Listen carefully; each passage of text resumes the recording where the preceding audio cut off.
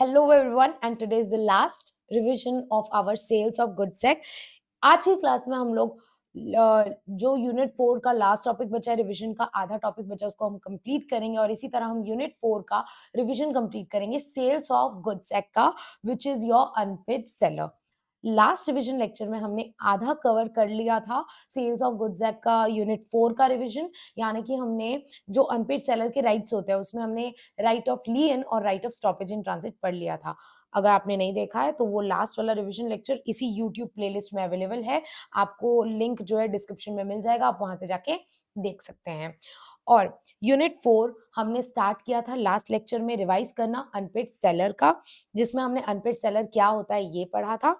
हमने rights of unpaid seller start किया था कि अनपेड सेलर के राइट्स दो तरह के होते हैं, अगेंस्ट गुड्स और अगेंस्ट बायर। और अगेंस्ट गुड्स तीन तरह के राइट्स होते हैं, right of lien, right of stoppage in transit and right of resale.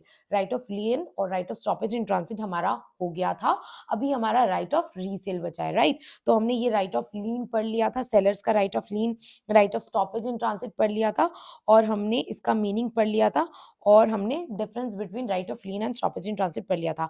यहां तक अपना जो है वो हो गया था। इसके बाद के टॉपिक हमारे करने बचे हैं। राइट ऑफ लीन का बेसिकली एक छोटा सा टॉपिक हमारा बच गया था, लीन और स्टॉपेज इन ट्रांजिट का। उसके बाद राइट ऑफ रीसेल और राइट अगेंस्ट बायर। तो कुछ छोटे मोटे इजी टॉपिक्स बचे हैं, बहुत ज्यादा टेक्निकल नहीं है। तो आज की क्लास में चलिए स्टार्ट करते हैं पूरे फुल कंसंट्रेशन के साथ। ट्राई करेंगे 30 मिनट्स में हमारा रिवीजन हो जाए, 30 मैक्सिमम 40 मिनट्स, 30 टू 40 मिनट्स में हमारा रिवीजन हो जाए। ट्राई करेंगे पूरा हमारा यूनिट 4 जो है कंप्लीट करने का। Okay guys, yes.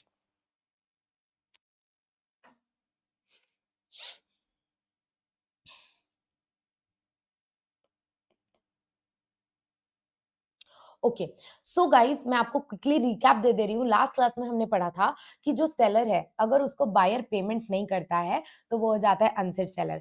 तो वो क्या कर सकता है, राइट ऑफ लीन भी कर सकता है। लीन यानी गुड्स जब्ती करके रख लेना और डिलीवर नहीं करना, या फिर स्टॉपेज इन ट्रांसिट। अगर गुड्स रास्ते में है तो उसको स्टॉप करवा के डिलीवरी मना करके वो गुड्स अपने पास वापस भी मंगवा सकता है। अब यहाँ पर हमने पढ़ा कि सेलर जो है उसके पास राइट होता है राइट ऑफ लीन और स्टॉपेज इन ट्रांसिट। तो अगर सेलर ने राइट ऑफ लीन और स्टॉपेज इन ट्रांसिट एक्सरसाइज कर लिया, बायर ने अभी तक पेमेंट नहीं किया है, और अगर बायर उस गुड्स को सबसेल कर देता है तो क्या वो इफेक्टिव होगा? The answer is no. जैसे मान के चलो ए ने बी को कुछ गुड्स बेचे, बट बी ने जो है पेमेंट उसका नहीं किया, तो ए ने क्या किया, गुड्स को अपने पास लियन करके रख लिया। अब इस केस में बी ने अगर वो गुड्स सी को सब सेल कर दिए तो क्या सी को वैलिड टाइटल मिलेगा? क्या सी ओनर बन गया? द आंसर इज नो, क्योंकि अभी बी ही ओनर नहीं बना है, ए ने गुड्स को लीन कर लिया था, तो अभी even be is not the owner. तो सी जो है, बी जो है उसको सी को सब सेल नहीं कर सकता, सी को कोई भी ओनरशिप राइट नहीं मिलेंगे। इस केस में गुड्स जो है ए के पास ही रहेगा और ए का लियन कंटिन्यू रहेगा, चलता ही जाएगा। सेल, अब यहाँ पर सब सेल की बात हुई थी। द आंसर इज क्या बी उसको प्लेज कर सकता है सी को? The answer is no, pledge भी इफेक्टिव नहीं होगा। प्लेज यानी गिरवी रखना।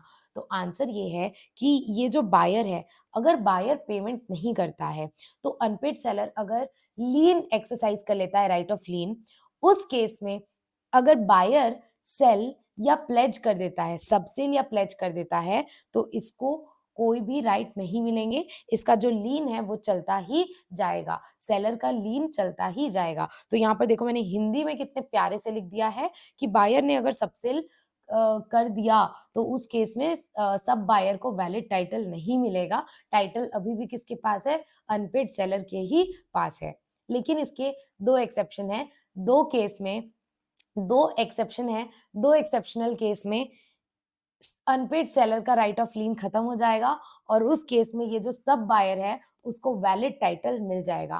पहला कौन सा केस है? पहला केस है अगर सेलर ने खुद ही अपनी कंसेंट दी है। तो अगर सेलर ने, ये जो ए है उसने खुद ही बी को कंसेंट दी थी, ठीक है भाई तू सी को बेच दे होशियार बन के, तो इस केस में अब बी सबसेल कर सकता है और सी को वैलिड टाइटल मिल जाएगा, उस केस में ए का लियन खत्म हो जाएगा और ए को गुड्स जो है सी को डिलीवर करने पड़ेंगे। समझ में आया? तो यहाँ पर दो एक्सेप्शनल सिचुएशन हम पढ़ रहे हैं जहां पर अनपेड सेलर का राइट ऑफ लियन या स्टॉपेज इन ट्रांसिट खत्म हो जाएगा।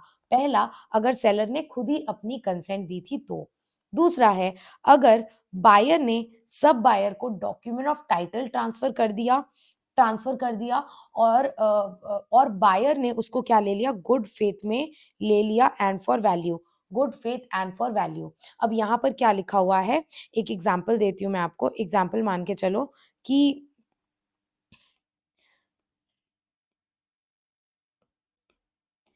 ए ने बी को गुड्स बेचे, बी ने पेमेंट नहीं किया, तो ए हो गया अनपेड सेलर। उसने क्या किया, गुड्स में लीन या स्टॉपेज इन ट्रांसिट एक्सरसाइज कर लिया। अब हुआ क्या, बी के पास ना उसके डॉक्यूमेंट ऑफ टाइटल थे, let's say bills of lading था उसकी डिलीवरी लेने के लिए। तो अगर उसके पास वो डॉक्यूमेंट ऑफ टाइटल है और वो फर्दर सी को वो सेल कर देता है या प्लेज कर देता है, नंबर वन। दूसरा, वो डॉक्यूमेंट ऑफ टाइटल जो है वो सी को डिलीवर कर देता है एंड सी गुड फेथ में यानी भरोसा करके, अभी सी को सच्चाई के बारे में नहीं पता है, सी गुड फेथ में, और दूसरा इन वैल्यू मतलब पैसा देके अगर खरीद लेता है, तो उस केस में सी को वैलिड टाइटल मिल जाएगा, ए का राइट ऑफ लियन या right of stoppage in transit खत्म हो जाएगा और ए को मिंडेटली गुड्स देना पड़ेगा। ठीक है, समझ में आ गया? ए को मिंडेटली डिलीवर करना पड़ेगा वो गुड्स सी के घर पे। समझ में आया? तो यहाँ पर क्या लिखा है, दूसरा एक्सेप्शन है कि अगर जो बायर है वो सी को वो फर्दर या तो सबसेल कर रहा है या प्लेज कर रहा है और उसने डॉक्यूमेंट ऑफ टाइटल भी ट्रांसफर कर दिया है और सब बायर ने गुड फेथ में खरीदा है, वैल्यू में खरीदा है, अगर ये चारों कंडीशन फुलफिल होते हैं तो उस केस में सब बायर को वैलिड टाइटल मिल जाएगा। तो यहाँ पर एक पॉइंट लिखा हुआ है कि अगर आप सेल कर रहे हो और आप सब सेल कर रहे हो, जो बायर है वो सब सेल कर रहा है, डॉक्यूमेंट ऑफ टाइटल भी उसने ट्रांसफर कर दिया है और बायर ने उसको गुड फेथ में फॉर वैल्यू ले लिया, तो सेलर का राइट ऑफ लियन या स्टॉपेज इन ट्रांसिट डिफीट हो जाएगा। दूसरा, अगर आप सिर्फ प्लेज कर रहे हो, तो अगर आप सिर्फ प्लेज कर रहे हो और आपने डॉक्यूमेंट ऑफ टाइटल दे दिया और उस प्लेजी ने गुड फेथ में प्लेज ले लिया, फॉर वैल्यू ले लिया, तो उस केस में सेलर्स का राइट ऑफ लीन और स्टॉपेज इन ट्रांसिट डिफीट हो जाएगा। बट यहाँ पर एक तरीका है, अगर प्लेजी जो है वो मान जाता है कि ठीक है सेलर आप लीन कर लो, तो उस केस में सेलर अभी भी लीन कर सकता है। तो प्लेज के केस में एक ऑप्शन है, अगर प्लेजी मान जाता है तो उस केस में सेलर अभी भी लीन कर सकता है। तो यहाँ पर एक जनरल पॉइंट दिया हुआ है कि अगर बायर जो है वो सबसेल कर देता है या प्लेज कर देता है और डॉक्यूमेंट ऑफ टाइटल भी ट्रांसफर कर देता है और जो बायर है या प्लेजी है, सब बायर या प्लेजी है, उसने गुड फेथ में और बाय वैल्यू फॉर वैल्यू खरीद लेता है, तो उस केस में ये सबसेल या प्लेज बिल्कुल वैलिड होगी, उस सब बायर या प्लेजी को बिल्कुल वैलिड टाइटल मिल जाएगा और ए का अनपेड सेलर का राइट ऑफ लीन खत्म हो जाएगा और गुड्स उसको सब बायर को डिलीवर करने पड़ेंगे। लेकिन यहाँ पर एक छोटा सा मौका दिया हुआ है सेलर को कि अगर प्लेजी मान जाता है सेलर को, चलो ठीक है आप लीन करके रख लो, तो उस केस में अनपेड सेलर अभी भी लीन करके रख सकता है। ये वाली बात यहाँ पर लिखी हुई है। तो यहाँ पर क्या बोल दिया कि वैसे तो अगर बायर सबसेल करता है या प्लेज करता है तो वो वैलिड नहीं होने वाला है, अनपेड सेलर का लीन अभी भी कंटिन्यू करेगा। बट इसके हम दो एक्सेप्शन पढ़ रहे हैं जहां लीन और स्टॉपेज इन ट्रांसिट खत्म हो जाएगा और सब बायर को या प्लेजी को वैलिड टाइटल मिल जाएगा। पहला सिचुएशन क्या है, अगर सेलर ने खुद ही अपनी कंसेंट दी थी तो। दूसरा सिचुएशन है कि हमने डॉक्यूमेंट ऑफ टाइटल ट्रांसफर कर दिया और सामने वाले ने गुड फेथ में एंड फॉर वैल्यू ले लिया। तो इन दोनों केसेस में सेलर का राइट ऑफ लीन और right of stoppage in transit खत्म हो जाएगा और सब बायर या प्लेजी को गुड टाइटल मिल जाएगा। तो आई होप आपको ये वाला पॉइंट समझ में आ गया है। ठीक है, अब अच्छा मान के चलो कि सेलर जो है वो जब्ती क्यों करता है गुड्स को, लीन या स्टॉपेज इन ट्रांसिट क्यों करता है, ताकि बायर पेमेंट कर दे। अब अगर फ्यूचर में आके बायर पेमेंट करता है तो सेलर को उसकी डिलीवरी करनी पड़ेगी। बट हाँ, मान के चलो अगर बायर पेमेंट ही नहीं कर रहा है तो उस गुड्स को क्या हम अपने पास ही रखे रहेंगे? ऑब्वियसली उसको हम रीसेल कर सकते हैं। तो यहाँ आता है third right of unpaid seller which is right of resale. तो लास्ट क्लास में हमने बहुत डिटेल में राइट ऑफ लियन और right of stoppage in transit पढ़ लिया था। थर्ड राइट है हमारा गुड्स के अगेंस्ट। अनपेड सेलर का थर्ड राइट है राइट ऑफ रीसेल, यानी कि हम वो गुड्स किसी और को थर्ड पार्टी को बेच सकते हैं। लेकिन हमें थर्ड पार्टी को बेचने से पहले बायर को नोटिस देना पड़ता है, यानी एक लास्ट मौका देना पड़ता है। आखिरी मौका तो हम हर किसी को देते हैं ना, मरने से पहले भी आखिरी ख्वाहिश पूछी जाती है। उसी तरह अब मान के चलो मैंने क्या किया, मैंने ये माइक आर्ची को बेच दिया। अब क्या हुआ, आर्ची मुझे पैसा ही नहीं दे रही है, पैसा ही नहीं दे रही है, पैसा ही नहीं दे रही है। तो वो पैसा नहीं दे रही है मुझे, बायर मुझे पैसा नहीं दे रहा है, मैं हो गई अनपेड सेलर। क्या अब ये माइक मैं किसी और को बेच सकती हूँ? बिल्कुल बेच सकती हूँ। लेकिन मुझे किसी और को ये माइक बेचने से पहले मुझे आर्ची को एक लास्ट मौका देना पड़ेगा कि देखो आर्ची, मैं तुमको लास्ट 10 डेज़ का टाइम दे रही हूँ, तुम 10 डेज़ के अंदर पेमेंट कर दो, वरना मैं ये किसी और को सेल कर दूँगी। तो मैं उसको नोटिस दे रही हूँ कि हाँ, मैं बेच दूँगी, इतने दिन के अंदर दे दो नहीं तो मैं बेच दूँगी। तो यहाँ पर एक बात लिखी हुई कि अगर सेलर जो है वो थर्ड पार्टी को बेच सकता है क्या? द आंसर इज़ येस, बिल्कुल रीसेल कर सकता है, बट हाँ, आप बायर को नोटिस दे दो। अगर नहीं दिए तो क्या हुआ? तो मैं बताऊँगी क्या हुआ।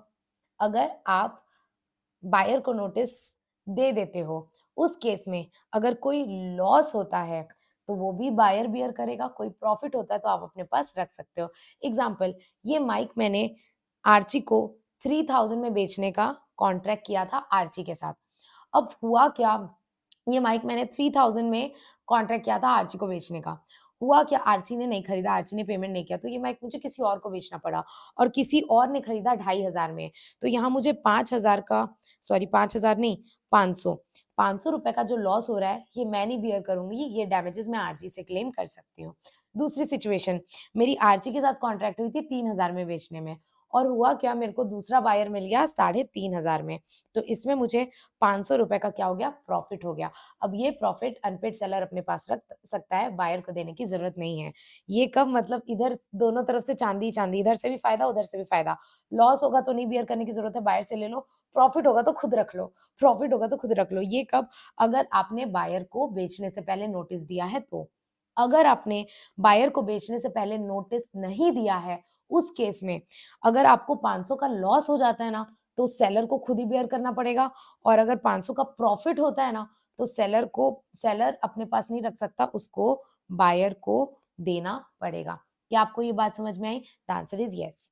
तो यही रीज़न है कि अनपेड सेलर को रीसेल करने से पहले ओरिजिनल बायर को नोटिस देना पड़ता है। मतलब मैं अनपेड सेलर हूँ, मैं रीसेल करने से पहले ओरिजिनल बायर आर्ची को नोटिस दूँगी कि देख भाई, तू इतने दिन के अंदर पेमेंट कर दे, वरना मैं रीसेल कर दूँगी।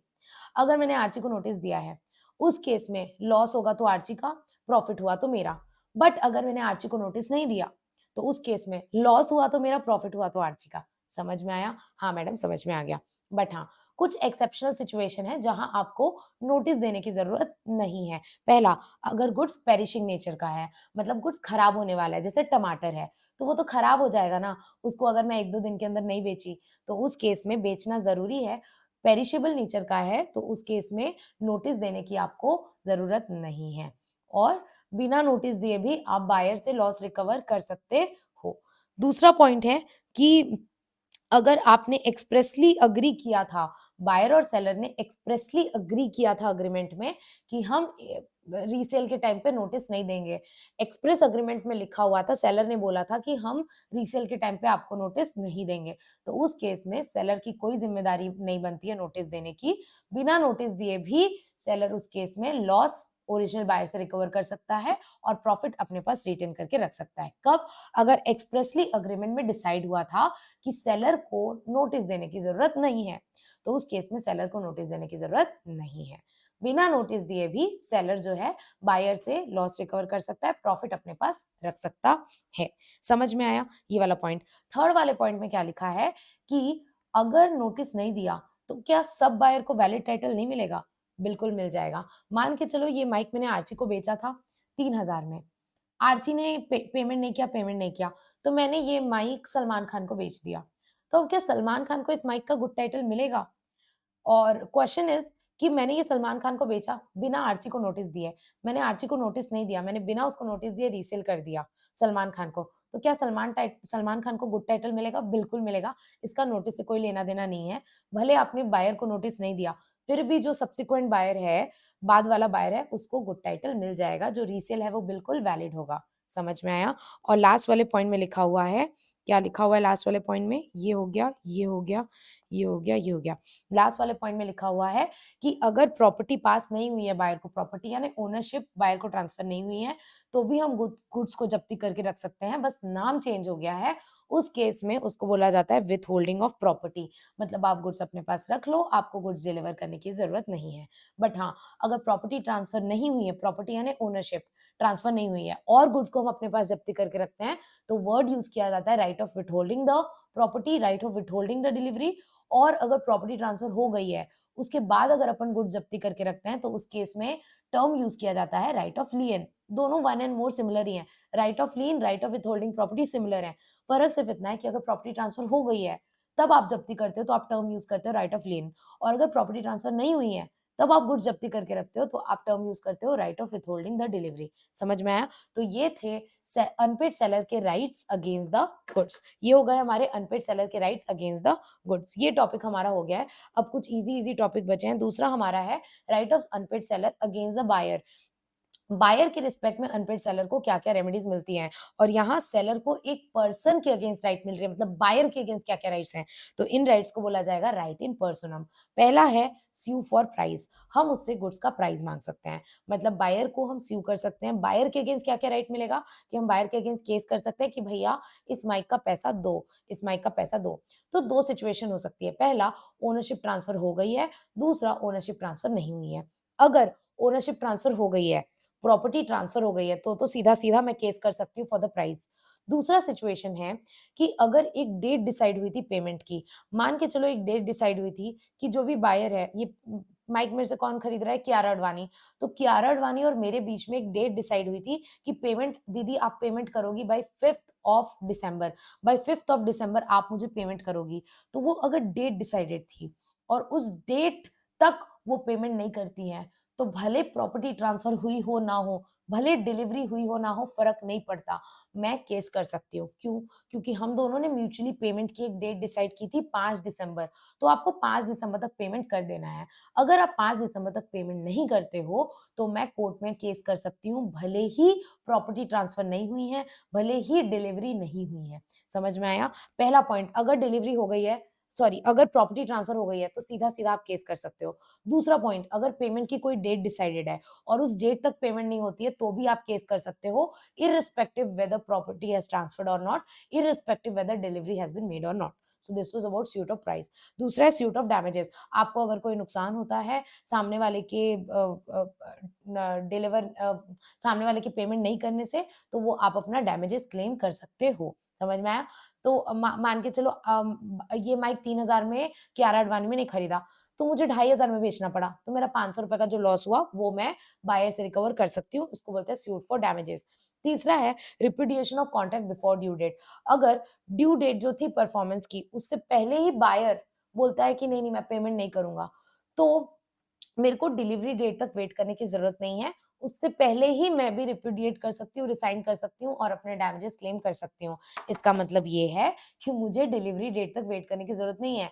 एग्जाम्पल, हमने पेमेंट की और डिलीवरी की डेट डिसाइड की थी 5 दिसंबर, मान के चलो आज है 1 दिसंबर, तो आज ही के दिन बायर ने कॉन्ट्रैक्ट को रिपुडिएट कर दिया, बायर ने बोल दिया मैं पैसा नहीं दूंगी, तो क्या मैं 5 दिसंबर तक का वेट करूंगी? नहीं, मेरे पास राइट है कि मैं भी अपनी तरफ से कॉन्ट्रैक्ट को रिसाइन कर दूं और बायर से डैमेजेस क्लेम कर लूं। इसको बोलते हैं एंटीसिपेटरी ब्रीच, कॉन्ट्रैक्ट एक्ट में भी पढ़ चुके हैं। Lastly, suit for interest.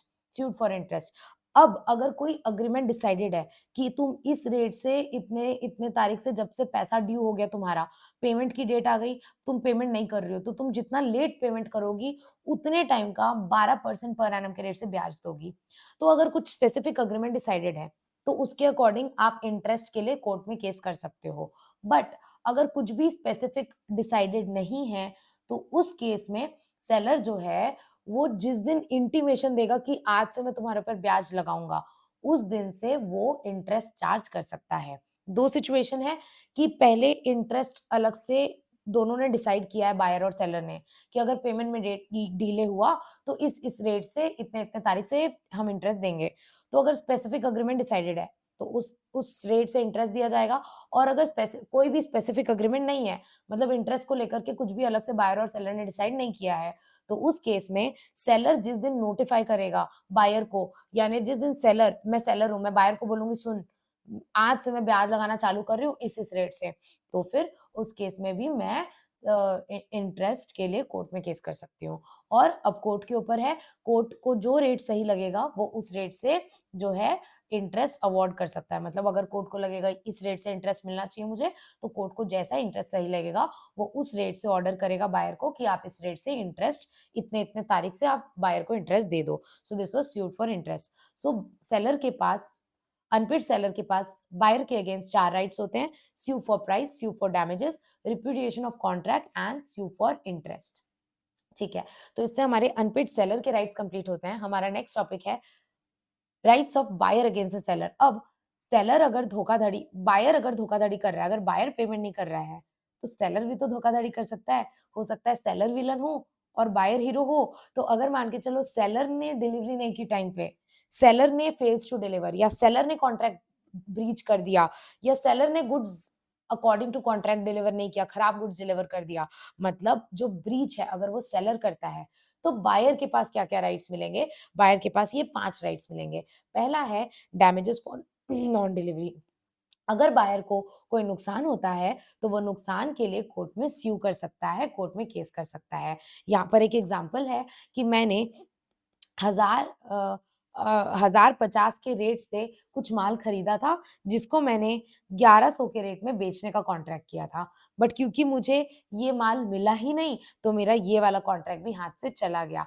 इससे क्या हुआ, जो मेरा ₹50 का प्रॉफ़िट होने वाला था, वो चला गया। तो ये कहीं न कहीं मेरा नुकसान है, डैमेजेज़ है, तो ये डैमेजेज़ मैं सेलर से रिकवर कर सकती हूँ। मतलब बायर को अगर कोई नुकसान होता है सेलर के नॉन डिलीवरी की वजह से, तो वो नुकसान की भरपाई हम माँग सकते हैं, यानी हम डैमेजेस के लिए कोर्ट में स्यू कर सकते हैं। दूसरा, स्पेसिफिक परफॉर्मेंस, मुझे डैमेजेस नहीं चाहिए, मुझे तो स्पेसिफिक परफॉर्मेंस ही चाहिए, और ये स्पेसिफिक परफॉर्मेंस सारे केस में ग्रांट नहीं होती है, सिर्फ स्पेशल केस में, अगर गुड्स बहुत रेयर हैं, यूनिक हैं, स्पेशल नेचर के हैं, उसी केस में कोर्ट स्पेसिफिक परफॉर्मेंस ग्रांट करता है। एग्ज़ाम्पल, मैंने एग्रीमेंट किया था एक रेयर पेंटिंग ऑफ मुगल खरीदने की। मुगल मतलब ओल्ड ज़माने में वो जो मुगल एम्परर, मुगल के टाइम की एक ओल्ड पेंटिंग थी, और ओल्ड पेंटिंग की वैल्यूज़ बहुत ज़्यादा होती है करोड़ों में, और कई लोग ना बहुत ज़्यादा अटैच्ड होते हैं इन सब चीज़ों से कि मुझे तो येच वाली पेंटिंग चाहिए। अब मुझे चाहिए एक old rare painting of Mughal जो जनरली कहीं भी नहीं मिलेगी। अब सामने वाले ने सेलर ने ऐन टाइम पे वो पेंटिंग डिलीवर करने से मना कर दिया। तो अब मैं क्या बोलूँगी, मुझे तो कोई कैश नहीं चाहिए, मुझे कोई डैमेजेज़ नहीं चाहिए, आप मुझे 1 करोड़ रुपए दे दो, वो मेरा ज़ख्म नहीं भरेगी, मुझे तो ये पेंटिंग ही चाहिए। मतलब मुझे डैमेजेज़ नहीं चाहिए, डैमेजेज़ से मेरा पेट नहीं भरेगा, मुझे स्पेसिफिक परफॉर्मेंस ही चाहिए, आप स्पेसिफिक परफॉर्मेंस करो, यानी जो वादा किया उसको निभाओ, मुझे पेंटिंग ही चाहिए। तो मैं क्या कोर्ट में केस कर सकती हूँ for specific performance? The answer is yes. मैं कोर्ट में केस कर सकती हूँ for specific performance, but court specific performance सिर्फ कुछ-कुछ केसेज़ में ग्रांट करती है। पहला, वो गुड्स जो है ना वो स्पेसिफिक और असर्टेन्ड होने चाहिए। अनअसर्टेन्ड होंगे तो स्पेसिफिक परफॉर्मेंस तो पॉसिबल ही नहीं है। दूसरा, स्पेसिफिक रिलीफ एक्ट है एक, उसके अकॉर्डिंग दिया जाएगा, उसको फॉलो करके। तीसरा, सिर्फ ऐसे केसेस में स्पेसिफिक परफॉर्मेंस कोर्ट अलाउ करेगा जहां डैमेजेस एक एडिक्वेट रेमेडी नहीं है। मतलब डैमेजेस से आपका ज़ख्म नहीं भरेगा, पैसों से आपका ज़ख्म नहीं भरेगा। और चौथा, वो जो गुड्स है वो यूनिक नेचर का है, स्पेशल है, तो सिर्फ अगर ये चारों कंडीशन फुलफिल होती हैं, उसी केस में कोर्ट स्पेसिफिक परफॉर्मेंस ग्रांट करता है, अदरवाइज़ जल्दी से कोर्ट स्पेसिफिक परफॉर्मेंस ग्रांट नहीं करता है। बट हाँ, आप कोर्ट में केस कर सकते हो फॉर स्पेसिफिक परफॉर्मेंस, ये बायर के पास राइट है। दूसरा है स्यू फॉर ब्रीच ऑफ वारंटी। अगर वारंटी का ब्रीच होता है, तो आपके पास 2 ऑप्शन है। पहला, या तो आप प्राइस कम करवा लो, एग्ज़ाम्पल आपका आपने कुछ खरीदा, आपने साड़ी खरीदी, अब बाद में आपको पता चलता है कि वो साड़ी थोड़ी-सी डिफेक्टिव है, तो आप क्या करते हो? आप सेलर को बोलते हो ना कि भैया ये देखिए ये साइड से थोड़ी-सी डिफेक्टिव है, आप इसका प्राइस कम करो। ये ₹1000 की साड़ी आप मेरे को इसको ₹800 में दो। तो आप पहला क्या कर सकते हो, उसकी प्राइस डिमिन्यूशन करवा सकते हो, यानी उसकी प्राइस कम करवा सकते हो, या फिर आप अपनी नुकसान क्लेम कर सकते हो, डैमेजेस क्लेम कर सकते हो। एग्ज़ाम्पल मैंने ईयरफ़ोन्स खरीदा था 1 साल की वारंटी में और 1 साल से पहले ईयरफ़ोन्स खराब हो गए। तो मैं उनको क्या बोलूँगी या तो आप रिप्लेस करके दो या तो इसको बना के दो, मेरे को डैमेजेस क्लेम करने हैं। मैं अपने डैमेजेस क्लेम कर सकती हूँ, यानी उसको मैं रिपेयर करवा सकती हूँ या एक्सचेंज करा सकती हूँ। तो अगर वारंटी का ब्रीच होता है तो बायर के पास 2 राइट है, या तो वो प्राइस कम करवा ले या तो वो कॉम्पेंसेशन ले ले यानी डैमेजेस क्लेम कर ले। तीसरा, अगर कॉन्ट्रैक्ट ड्यू डेट के पहले रिपुडिएट होता है, तो आपके पास 2 ऑप्शन हैं। या तो आप वेट करो ड्यू डेट तक या तो बायर के पास राइट है कि उसको ड्यू डेट तक वेट करने की ज़रूरत नहीं है। वो आज के आज कॉन्ट्रैक्ट को रिसाइन करके डैमेजेस क्लेम कर सकता है। सेम ऐसा पॉइंट हमने सेलर के केस में भी पढ़ा था। जैसे मान के चलो सेलर मुझे 5 तारीख को एक टीवी डिलीवर करने वाला था। उसने मुझे आज 1 तारीख को ही फ़ोन करके बोल दिया मैं टीवी डिलीवर नहीं करूँगा। तो उसने क्या किया एंटीसिपेटरी ब्रीच। अब मेरे पास 2 ऑप्शन है, या तो मैं 5 तारीख तक वेट करूँ या फिर मेरे पास एक राइट है बायर के पास कि 5 तारीख तक वेट करने की ज़रूरत नहीं है। आज की आज आप भी रिसाइन कर दो और डैमेजेस क्लेम कर लो। इसको बोलते हैं repudiation before the due date, anticipatory breach. Lastly suit for interest. अगर मैंने एडवांस पेमेंट करके रखा है सेलर को, मैंने सेलर को बोला था भैया मुझे टीवी डिलीवर कर देना, ये लो 5 लाख रुपए एडवांस। मैंने एडवांस दे दिया। अब वो मुझे टीवी दे ही नहीं रहा है, दे ही नहीं रहा है, दे ही नहीं रहा है। लेकिन मेरा पैसा रख के बैठ गया है, तो क्या उसको मेरे पैसों पे ब्याज देना पड़ेगा? बिल्कुल देना पड़ेगा। तो यहाँ पर अगर वो मेरा पैसा रख के बैठ गया है, बस मुझे गुड्स डिलीवर नहीं कर रहा है, तो मैंने जो उसको पैसा ऑलरेडी एडवांस में दे चुकी हूँ, उसका उसको मुझे इंटरेस्ट देना पड़ेगा। तो यहाँ पर दिया हुआ है कि बिल्कुल बायर जो है वो इंटरेस्ट रिकवर कर सकता है। अगर दोनों के बीच में कोई कॉन्ट्रैक्ट डिसाइडेड है, कोई रेट डिसाइडेड है, तो वो उस रेट से देंगे और अगर दोनों के बीच में कोई भी कॉन्ट्रैक्ट डिसाइडेड नहीं है, कोई भी रेट डिसाइडेड नहीं है, तो उस केस में कोर्ट डिसाइड करेगा किस रेट से इंटरेस्ट देना है, किस दिन से देना है। कोर्ट डिसाइड करेगा कि किस रेट से इंटरेस्ट देना है। बट आप कोर्ट में केस कर सकते हो कि ये मेरा पैसा 1 महीने से रख के बैठा है, तो मुझे अपना पैसा तो चाहिए, साथ ही साथ मुझे 1 महीने का ब्याज भी चाहिए। फिर अगर कॉन्ट्रैक्ट में अग्रीमेंट में अगर कोई रेट डिसाइडेड है, तो उस रेट से आपको ब्याज मिल जाएगा और अगर अग्रीमेंट में कोई भी रेट डिसाइडेड नहीं है, तो कोर्ट को जो भी रेट सही लगेगा, वो उस रेट से ब्याज देने बोल देगा। समझ में आया? तो this was suit for interest. तो इसी के साथ हमारा कंप्लीट होता है ये वाला topic which is rights of buyer against the seller. ठीक है? एक सेकंड लास्ट टॉपिक है ऑक्शन सेल, उसके बाद एक 2 लाइन का टॉपिक है इंक्रीज़ और decrease in taxes. Auction sale है सेक्शन 64, ट्राई करना ये सेक्शन याद करने का। ऑक्शन सेल मतलब नीलामी। आप नीलामी में देखते हो ना बोली लगती है कि आपको कोई सामान बेचना है, मान के चलो मुझे क्या बेचना है, मुझे मुझे बेचना है, ये माउस बेचना है। तो अब ये माउस मान नहीं पेंटिंग, मान के चलो मैंने एक पेंटिंग बनाई, वो पेंटिंग की नीलामी हो रही है, तो सब बोली लगाते हैं 1 करोड़, 2 करोड़, 1 करोड़ 1, 1 करोड़ 2, 1 करोड़ 3, फिर जो हाईएस्ट बिडर होता है, उसको जो है वो गुड्स सेल हो जाते हैं। अब एक ऑक्शनियर होता है, ऑक्शनियर एक बंदा होता है जो आपके बिहाफ में बोली लगवाता है, जो जिसके हाथ में हैमर होता है और जैसे ही हाईएस्ट बिडर होता है, जैसे ही सेल हो जाती है ना, वो ऐसे हैमर को वो ऐसे फॉल कर देता है और जैसे ही हैमर फॉल हो जाता है, वैसे ही सेल का कॉन्ट्रैक्ट हो जाता है। तो ये होता है ऑक्शन सेल। ऑक्शन सेल को लेकर के कुछ बातें लिखी हुई हैं। सबसे पहला कि अगर गुड्स लॉट्स में सेल हो रहे हैं, तो वो अलग-अलग कॉन्ट्रैक्ट ऑफ सेल होगा। जैसे मान के चलो कि मुझे 10 पेंटिंग बेचनी है, बट मैं 2-2 के कॉम्बो ऑफर में बेच रही हूँ, 2 पेंटिंग कॉम्बो ऑफर में, 2 पेंटिंग कॉम्बो ऑफर में। तो मैं इसको डिफरेंट 5 लॉट्स में बेच रही हूँ, तो ये पाँचों अलग-अलग कॉन्ट्रैक्ट ऑफ सेल माने जाएँगे, एक कॉन्ट्रैक्ट ऑफ सेल नहीं माना जाएगा। तो अगर आप अलग-अलग टुकड़ों-टुकड़ों में, अलग-अलग लॉट्स में आप सेल करते हो, तो वो अलग-अलग लॉट्स को अलग-अलग कॉन्ट्रैक्ट ऑफ सेल माना जाएगा, एकदम ईज़ी बात। दूसरी बात यहाँ पर लिखी हुई है कि contract of sale auction by sale complete कब होता है? जैसे ही हैमर फॉल होता है। तो जैसे ही ऑक्शनियर ने हैमर फॉल किया, उसी मोमेंट हम मान लेंगे सेल कंप्लीट हो गया। कई बार क्या होता है हैमर फॉल नहीं करते हैं, कोई और कस्टमरी मैनर भी हो सकता है। एग्ज़ाम्पल हम ऐसे घंटी बजा देंगे या हम कोई दूसरा एक्शन कर लेंगे, तो ज़रूरी नहीं है हैमर का फॉल होना ही हो। कई बार पार्टीज़ म्यूचुअली मिलके कोई और मैनर भी डिसाइड कर लेते हैं कि हम हैमर नहीं फॉल करेंगे, या तो कोई दूसरा एक्शन शो कर लेंगे या तो अनाउंस कर देंगे। तो कोई दूसरे कस्टमरी मैनर में भी उसको शो किया जा सकता है और जब तक जो है हैमर फॉल नहीं होता, तब तक क्या बायर अपना बिड वापस ले सकता है? बिल्कुल। मैंने बोली लगाई कि मैं 1 करोड़ में ये पेंटिंग खरीदूँगी, ठीक है? अब क्या हुआ और कोई 1 करोड़ से ऊपर बोला नहीं, तो I am the highest bidder. अब क्या हुआ, हैमर फॉल होने ही वाला था, लेकिन अभी हैमर फॉल हुआ नहीं है, तो क्या मैं बोल सकती हूँ अरे रुको, रुको मैं अपना बिड वापस ले रही हूँ? बिल्कुल ले सकते हो।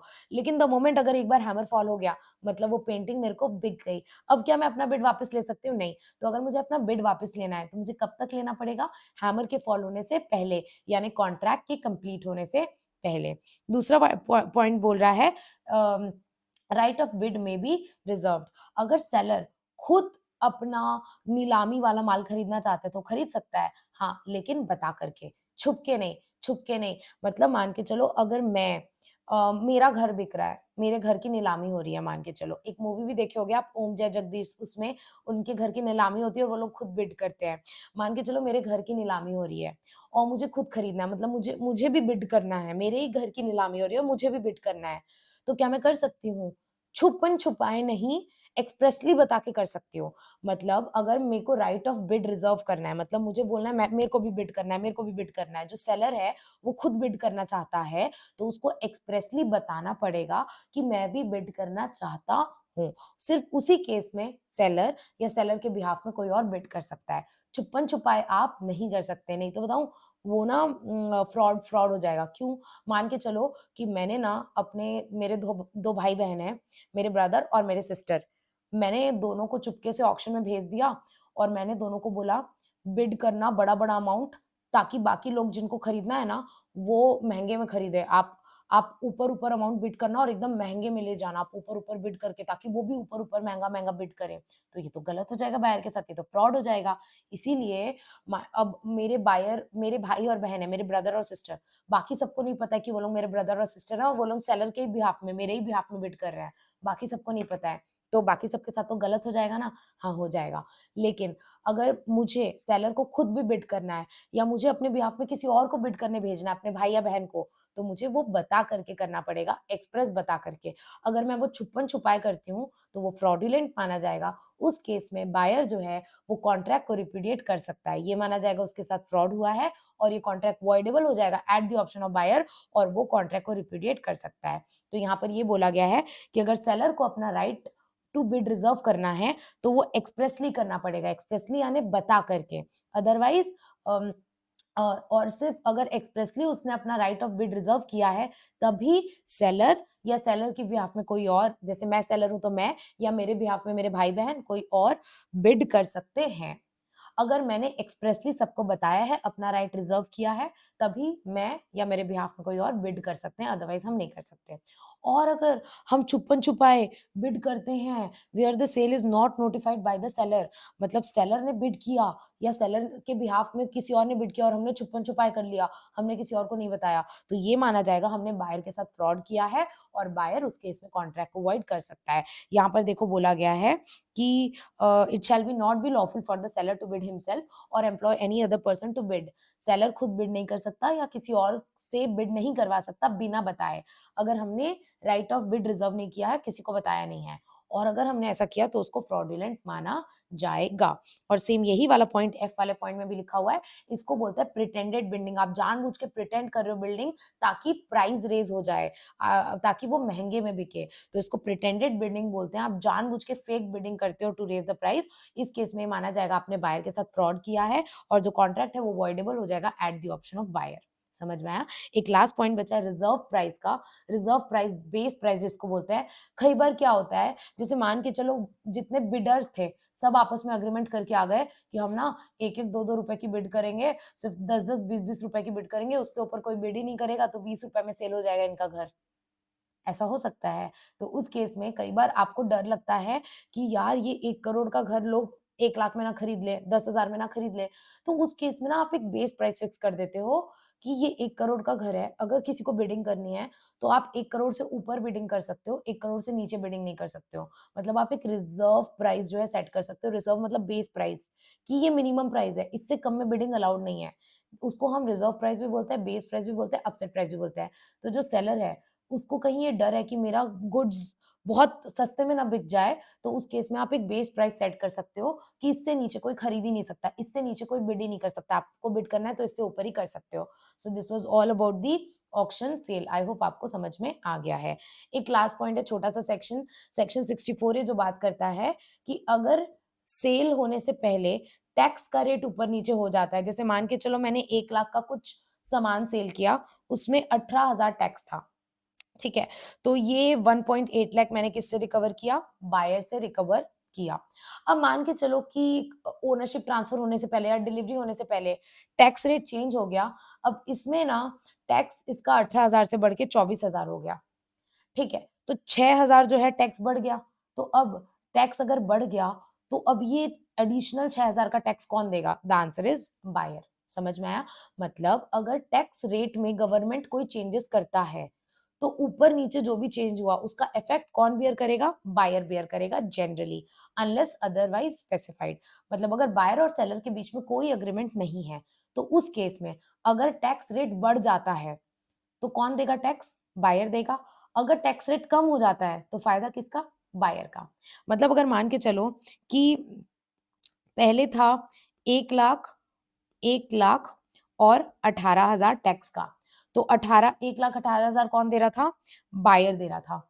अब हुआ क्या? बाद में टैक्स रेट बढ़ गया। 1 लाख और 24,000 हो गया टैक्स।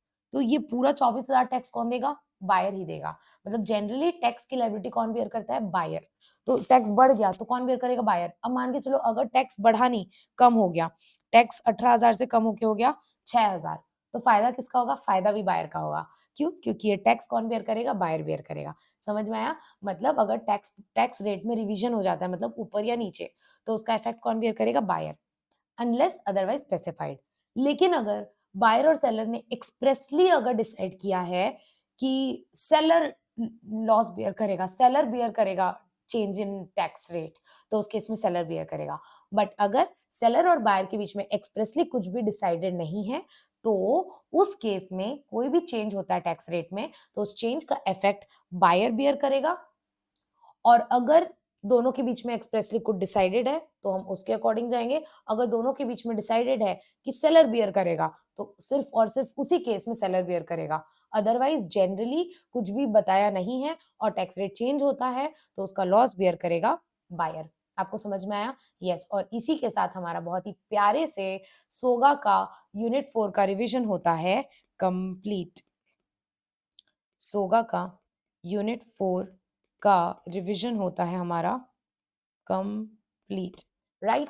सो गाइज, हमने कॉन्ट्रैक्ट एक्ट रिवाइज कर लिया था, सोगा रिवाइज कर लिया था, आंसर राइटिंग प्रैक्टिस कर ली थी। सारे वीडियोस हमारे रिवीजन वाली प्लेलिस्ट में अवेलेबल हैं, आप जाके वहां से देख सकते हैं। पार्टनरशिप कंपनीज एक्ट एलएलपी हमने अभी अभी पढ़ा है। रेगुलर लेक्चर्स के सारे वीडियोस यूट्यूब में अवेलेबल हैं, उसकी भी लिंक आपको डिस्क्रिप्शन में मिल जाएगी, इसीलिए अभी हम वो रिवाइज नहीं कर रहे हैं। बट हाँ, अगर आपको पार्टनरशिप कंपनीज एक्ट एलएलपी में कोई डाउट आता है, तो आप वो मुझसे पूछ सकते हैं, बिल्कुल बिंदास बेझिझक। ठीक है? तो आई होप ये रिवीजन क्लास आपके लिए बहुत बेनिफिशियल रही है और आपको समझ में आया है।